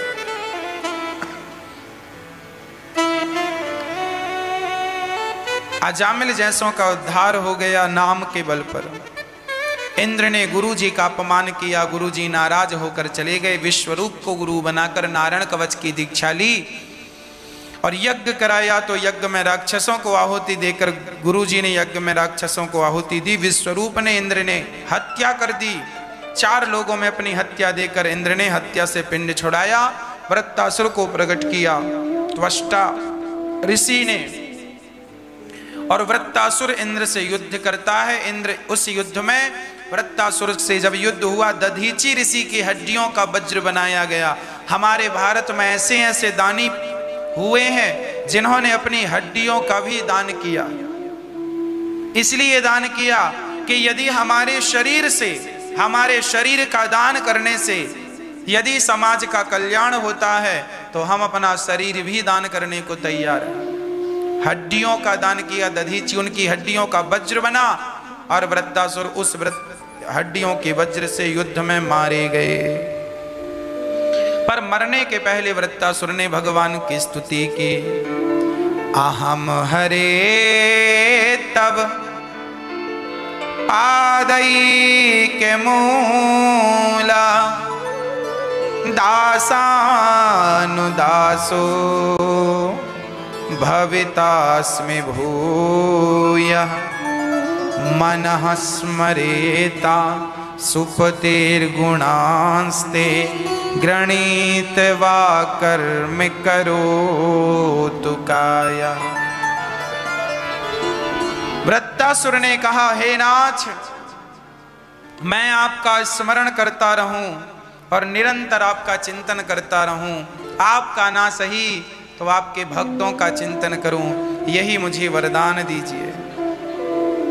राजा परीक्षित ने कहा, महाराज ये वृत्तासुर तो राक्षस था, फिर इसने भगवान की स्तुति क्यों की? बोले इस जन्म का राक्षस था, पिछले जन्म तो भगवान का बड़ा भगत था। इसका नाम था चित्रकेतु। बहुत सारी पत्नियां थी पर बेटा हुआ नहीं। एक महात्मा से कहा बेटा चाहिए, संत ने फल दे दिया। बोले पत्नी को खिलाना। बड़ी पत्नी कृतद्युति फल खाकर गर्भवती हो गई। समय आया सो बच्चा हुआ। एक रानी को बच्चा हुआ, बाकी रानियों को बच्चा हुआ नहीं। तो उन रानियों ने जलन के कारण उस बच्चे को जहर दे करके मार डाला। नन्हा सा बच्चा जहर खाकर सोया, सदा के लिए सो गया। राजा रानी रोए, मेरा बेटा मर गया, बच्चा चला गया। रोए रोए बहुत रोए। नारद जी समझा रहे हैं। नारद जी आ गए, राजन क्यों रो रहे हो? अच्छा, आप लोग भी रोते हैं जब कोई किसी का बेटा चला जाए, किसी की पत्नी, किसी का पति, किसी का पिता, किसी की माता। जब आपके संबंधों में कोई अपना आपको छोड़कर चला जाता, किसी की मृत्यु हो जाती है तो आप बहुत रोते हैं। चित्रकेतु नाम के राजा था, उनके 5 साल का बेटा, छोटा सा बेटा चला गया। राजा रोने लगे। नारद जी आए, क्यों रो रहे हो? बोले महाराज मेरा बेटा मर गया, आप कृपा करो तो ये जीवित हो जाए। नारद जी ने कहा मरा हुआ जिंदा नहीं होता। महाराज मैं कुछ नहीं जानता, आप संत हैं, मेरे पुत्र को जीवन दान दे दीजिए। नारद जी समझ गए कि ये मेरे से नहीं समझेगा। नारद जी ने कृपा की, संत हैं, मरा हुआ बालक खड़ा हो गया। उसकी आत्मा को बुलाकर फिर डाल दिया नारद जी ने। वो मरा हुआ बच्चा जिंदा हो गया। पिताजी दौड़कर आए, बेटा आ तुझे गले से लगाकर ढेर सारा प्यार कर लूं। उस बच्चे ने कहा खबरदार, आप ये बताओ आप कौन हैं? पिता ने कहा बेटा मुझे नहीं जानता, मैं तेरा पिता। बच्चे ने कहा किस जन्म के पिता हो? कई बार मेरा, अब देखो अब बाप बेटे का संवाद चल रहा है, जरा ध्यान से सुनिएगा। एक पिता कह रहा है तू मेरा बेटा है, और बेटा कह रहा है कि पिताजी आप किस जन्म का पुत्र मानते हैं मुझे? मेरा तो करोड़ों बार जन्म हो गया है, कितनी बार आप मेरे पुत्र बने, कितनी बार मैं आपका पुत्र बना, कितनी बार आप और मैं अलग अलग योनियों में गया, किस जन्म का हिसाब रखते हो? वो तो पिछले जन्म में मैंने थोड़ा सा आपसे कर्जा बाकी था, वो कर्जा चुकाने आया। क्या कर्जा बाकी था? बच्चे ने कहा पिताजी मैंने पिछले जन्म में आपके घर भिक्षा मांगने आया। आप दोनों पति पत्नी थे गृहस्थ आश्रम में, मैंने भिक्षा मांगी तो आपने मुझे गेहूं का आटा और गाय का सूखा हुआ गोबर, ओपले, कंडे मुझे आपने दे दिए। मैंने उन कंडों में आग लगाई, रात्रि का समय था, बहुत सारी चींटियां उस कंडे में थी, जला दी, सारी चींटियां जल के राख हो गईं। उसी आग से मैंने 5 रोटियां बनाकर खाई, भगवान को भोग लगाकर खाई। मैंने उन चींटियों को मारा जो कि कंडों से आपके यहां से प्राप्त हुई, वही चींटियां आपकी पत्नी बनकर आईं और मैंने उन्हें मारा आग में जलाकर। इस जन्म में उन्होंने मुझे जहर देकर मार डाला। 5 रोटियां आपकी खाई थी, सो 5 वर्ष तक आपका बेटा बनके 5 रोटियों का हिसाब दे दिया। वो तो भगवान को भोग लगाकर खाया पिताजी, तो सबका हिसाब एक जन्म में ही चुक गया, नहीं तो करोड़ों जन्म लेने पड़ जाते मुझे। इसलिए आप भी सब कुछ भगवान को सौंप कर ग्रहण किया करो। मेरी माँ जो आपकी बेटी और आपका बेटा है ना, ये अपना पूरा पिछले जन्म का कोई हिसाब किताब चुकाने आए हैं। चुक जाएगा सो वो चले जाएंगे, हम चले जाएंगे। हम और आप अपना हिसाब किताब चुकाने ही इस संसार में आते हैं, पर हम लोग अपना मान लेते हैं ये बेटा मेरा है। वो बेटा मेरा नहीं है, मेरा हिसाब कोई किताब बाकी था, हिसाब किताब से इस जन्म में बेटा बन के आया है, पत्नी बनकर आई है, पति बनकर आया है। ये जो तुम्हारी पत्नी है, पति है, पुत्र है, ये सब किसी ना किसी जन्म का हिसाब किताब बाकी था, सो चुका रहे हैं। चुक जाएगा, छुट्टी, स्टेशन आया, उतरो, समय पूरा हुआ, चलो। कौन रहा है कि तुम रहोगे? इसलिए इस संसार में ना बेटा मेरा है ना बेटी मेरी है, फिर मेरा कौन? यदि मेरा कोई है तो बिना राम रघुनंदन मेरा भगवान के सिवा कोई नहीं। भक्तों, इंद्र के हाथों वृत्तासुर की मुक्ति हुई। भगवान एक बार प्रहलाद जी पर कृपा करने खंबा चीर कर आए और नरसिंह भगवान ने प्रकट होकर हिरण्यकश्यपु की छाती फाड़ी और प्रहलाद जी पर कृपा की। एक बार भगवान गजेंद्र नाम के हाथी को बचाने के लिए हरि का अवतार धारण किया। समुद्र मंथन के लिए भगवान ने हरि बन करके, समुद्र मंथन में भगवान ने धनवंतरी, कश्यप, मोहिनी 3 अवतार धारण किए। राजा बलि के द्वार पर भगवान वामन बनकर पहुंचे और 3 पग भूमि का दान। यदि ईश्वर ने सामर्थ्यता दी है तो अपने जीवन में भूमि का दान जरूर करना चाहिए। ज्यादा ना सही 1 गज, 2 गज, 5 गज भूमि का दान जरूर करना चाहिए। राजा बलि ने जब भूमि दान किया तो भगवान ने राजा बलि को पाताल का राजा बनाया और आगे मनवंतर में स्वर्ग का राजा बनाएंगे। भगवान देने वाले को हमेशा ही देते हैं। आप जब देंगे दिल खोल कर तो भगवान भी आपको देंगे। इसलिए पुण्य करने के लिए कभी पीछे नहीं हटना चाहिए। श्री भगवान राजा बलि के यहाँ पहुंचे हैं। 3 पग भूमि का संकल्प लिया है। 2 पग में सब नापा, तीसरा पग राजा बलि के मस्तक पे रखा। राजा बलि से कहा, बेटा मैं तुझे छलने आया, तुमने तो मुझे ही छल लिया। क्या चाहिए? कुछ नहीं। पाताल का राजा बनाया। कहा द्वार पर आप खड़े हो जाओ प्रभु, मैं आते जाते दर्शन करूंगा। दान देने वाले के यहाँ भगवान द्वारपाल बन करके खड़े हो गए। आते जाते राजा बलि भगवान का दर्शन करता।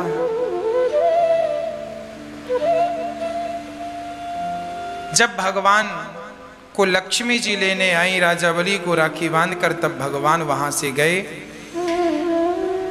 मत्स्य अवतार धारण किया है। हयग्रीव नाम के दैत्य को मारने के लिए भगवान ने मछली का अवतार धारण किया है।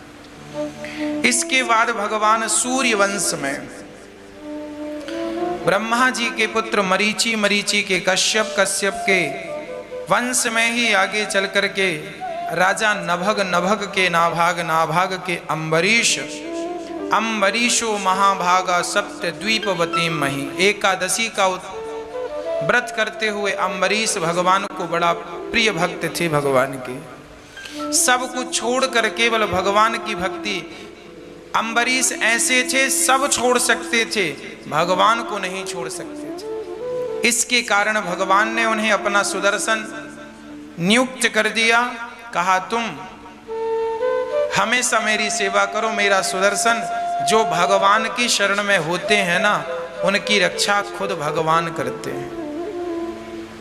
और भगवान ने दुर्वासा जी के क्रोध से उनकी रक्षा की और अंत में दुर्वासा जी का अहंकार नष्ट हुआ। अम्बरीश से प्रार्थना की, उनके सुदर्शन से, भगवान के सुदर्शन से दुर्वासा जी की रक्षा हुई। एकादशी का व्रत बहुत जरूरी है। भगवान कहते हैं मैं अहम भक्त पराधीना, मैं भक्त के अधीन हूं। जब अम्बरीश भगवान के लिए चक्की से गेहूं पीसते ना, तो उन्हें गर्मी लगती तो भगवान स्वयं बैठ करके और पंखा झलकाते थे अम्बरीश को। जो भक्त भगवान की सेवा में लग जाता है ना, भगवान उसकी सेवा में लग जाते हैं। एक पति और एक पत्नी थे। पति का नाम था रघु और पत्नी का नाम था प्रेमा। प्रेमा और रघु दोनों पति पत्नी भगवान से बहुत प्रेम करते थे। सिर्फ प्रेम ऐसा नहीं, घर में आया अतिथि साधु कभी भूखा ना गया उनके घर से। सदा सेवा करते थे, सदा प्रसन्न रखते थे सबको। ऐसे प्रेमा और रघु थे। दोनों बड़े प्रेम से रहा करते थे। एक दिन घर में कुछ संत आ गए और अन्न का दाना नहीं था। तब प्रेमा अपने पति रघु से कहती है, सुनो जी, आज घर में कुछ नहीं है, बताइए संतों की सेवा कैसे करें। रघु ने विचार किया, क्या करूं, कैसे करूं, कहां से लाऊं। पर संत को भगवान मानते थे और सदा भोजन की सेवा करते थे रघु जी। तभी रघु की जो माँ थी ना, उनके पास बहुत पैसा था। तो प्रेमा अपनी सास के पास गई और सास के पास जाकर झूठ कह दिया, सासू माँ आपके पास जो बड़ा हार है ना, वो हार मुझे दे दीजिए, मुझे अपनी बहन की शादी में जाना है। सास को लगा बहू है, दे दूं, सुनो 2 दिन में लौटा देना। माँ जी बिल्कुल मैं लौटा दूं। सासू माँ का वो बढ़िया रानी हार महंगा सा लाई रघु को दिया, बोले जाओ इसे गिरवी रख दो और संतों को भोजन कराओ। गिरवी रखा, संतों को भोजन कराया, संत खाकर गए और यहाँ रघु और प्रेमा प्रेम से भगवान का कीर्तन करने लगी। नारायण श्रीमन नारायण, हे नारायण, आपके द्वारा दिए हुए धन से जब हम किसी को भोजन कराते हैं, सचमुच हृदय में बहुत शांति होती है। प्रेम से भजन कर रहे दोनों पति पत्नी, जिस सोनार के घर में उन्होंने गिरवी रखा, वो सोनार रघु की मां प्रेमा की सास को जानता था। सोनार ने प्रेमा की सास को कहा, क्यों, तुम्हारा हार तो हमारे पास गिरवी रखा है।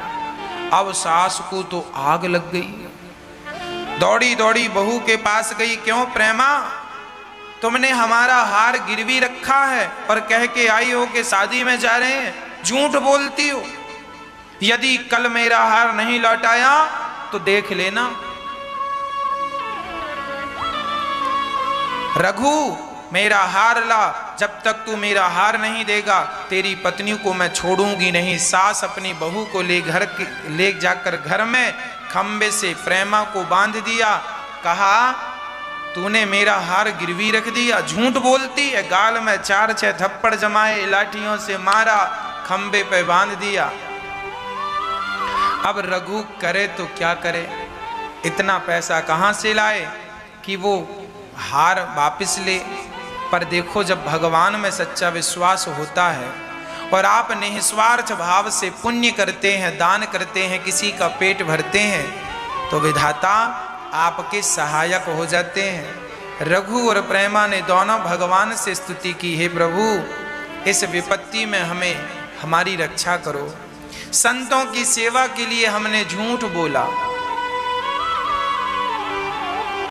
क्या करते, सच बोलते तो मां हार ना देती, संत भूखे चले जाते।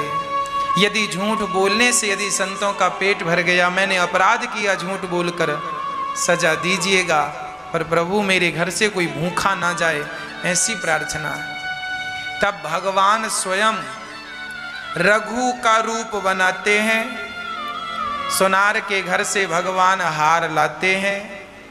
अपनी माँ के पास गए, माँ को कहा, माँ ये हार लो और पत्नी को छोड़ो। भगवान स्वयं आज रघु बन करके प्रेमा को छुड़ाने गए हैं और रघु की माँ ने कहा, सुनो, आज के बाद मेरे घर मत आना। जब देखो चम्मू उठाए चले आते मांगने के लिए। दुत्कार दिया माँ ने बेटे को।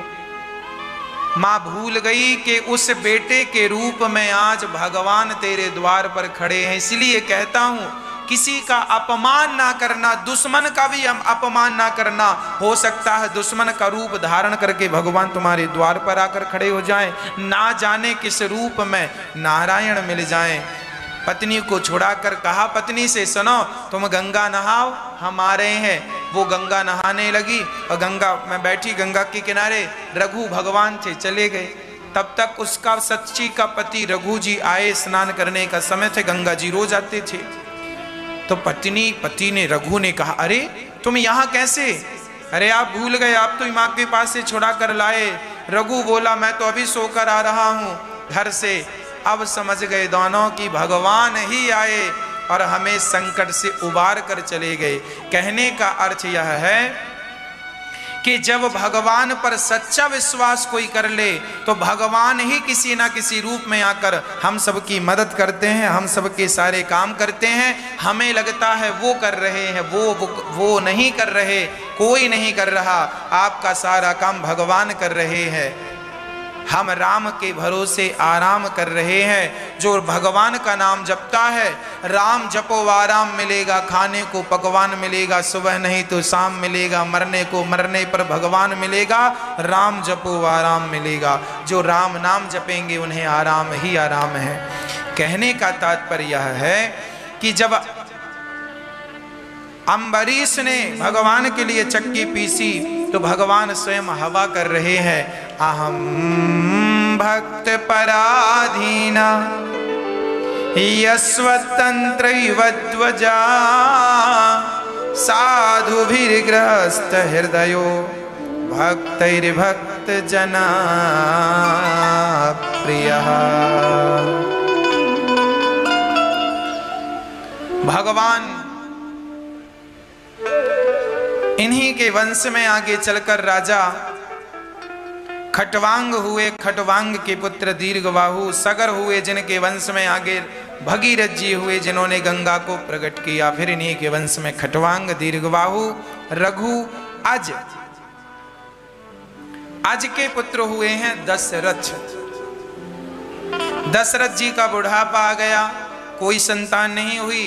दशरथ जी गुरु जी के पास गए और गुरु जी ने यज्ञ किया पुत्रेष्टि, जिससे तीनों रानियों ने खीर खाई।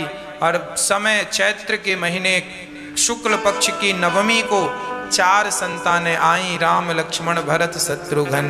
बोलिए राजा रामचंद्र भगवान की। भगवान राम का जन्म हुआ, बड़े हुए। राम जी को विश्वामित्र जी लेकर गए और वहां ताड़का को मारकर यज्ञ गुरु जी का पूरा करके राम जी सीता स्वयंवर में गए। बड़े बड़े राजाओं ने धनुष उठाना चाहा, पर धनुष तो किसी से हिलने को भी तैयार नहीं। तब राम जी ने धनुष पर डोरी चढ़ाई और धनुष को भंग किया। सिया जी ने राम को माला पहनाया। राम जी का विवाह संपन्न हुआ। आज राम जी का विवाह सीता से, भरत जी का विवाह मांडवी से, शत्रुघ्न जी का श्रुतकीर्ति और लक्ष्मण जी का उर्मिला। ये चारों भाइयों का चारों बहनों से, ये सीता 4 बहन, चारों से विवाह हुआ। और चारों बेटियां जब जनक की विदा होने लगी, जनक जी रोने लगे।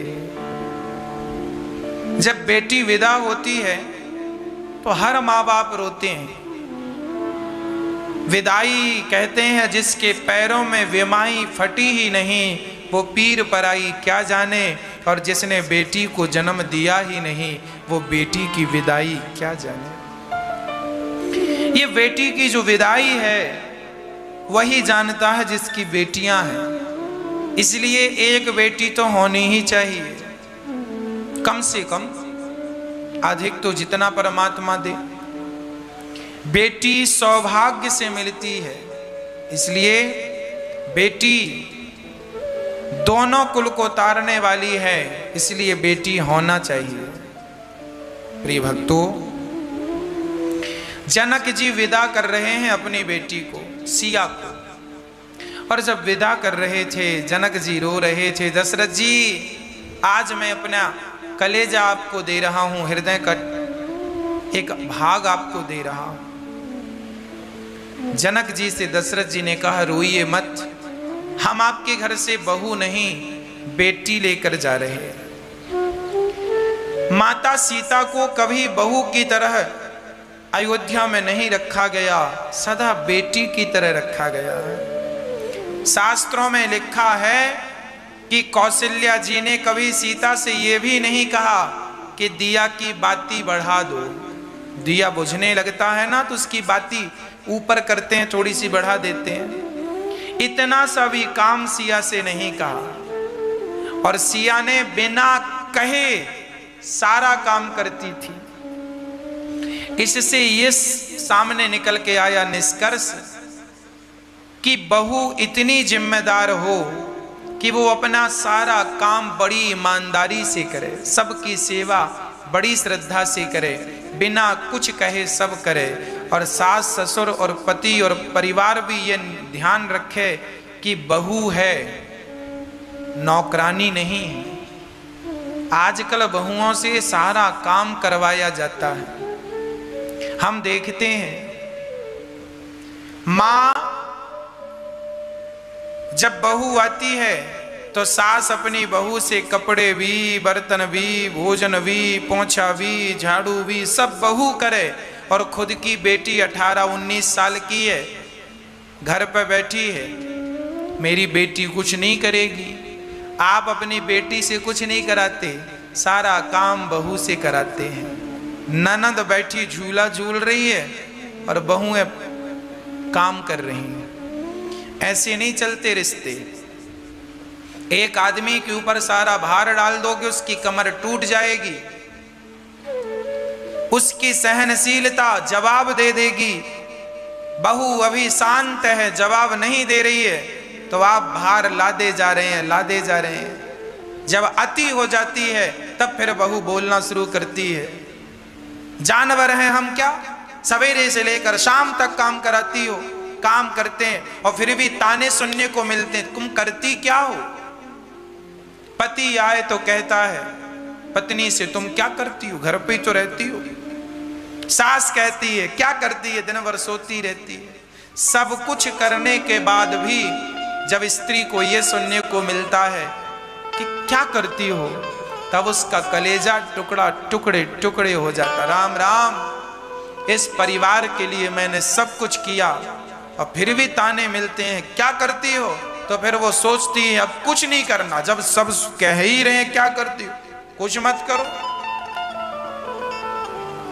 आप लोग कह कह के इंसान को ढीठ बना देते हैं। बहुओं का कर्तव्य है कि ईमानदारी से घर का सारा काम करें, और सास ननद परिवार का की जिम्मेदारी है कि सब मिल बांट के काम करो। एक काम उसने किया एक आप कर लो, एक उसने किया एक आप कर लो, मिलकर। जब हम बाल्टी उठाते हैं ना अपने हाथ से, तो बाल्टी उठाने में हमारी चारों उंगलियों की ताकत लगती है कि नहीं बराबर।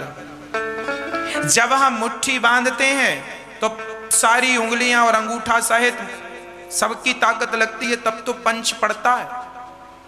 ये सबकी ताकत जो है ना वो काम करती है। एक उंगली से हम कुछ करना चाहें कुछ नहीं कर सकते, दो उंगली से भी कुछ नहीं हो सकता, सारी उंगलियां सारा ये दमदार। ऐसे सब लोग मिलजुल के रहो, काम करो, किसी को किसी से शिकायत का मौका ना मिले। ऐसे ग्रंथों से हमें ये सबक सीख लेना चाहिए। श्री सीता मां बहुत प्रेम से रहने लगी। राम को राजा बनाने का संकेत दशरथ जी ने दिया, तब मंथरा ने कान भर दिए कैकेयी के, और राम जी को 14 वर्ष का वनवास हो गया। राम जी को 14 साल का ही वनवास क्यों हुआ, इसलिए हुआ उस दिन से जिस दिन राम जी अयोध्या से गए, उस दिन राम जी की आयु रावण की आयु 14 वर्ष ही बाकी थी, इसलिए 14 साल का वनवास राम जी को हुआ।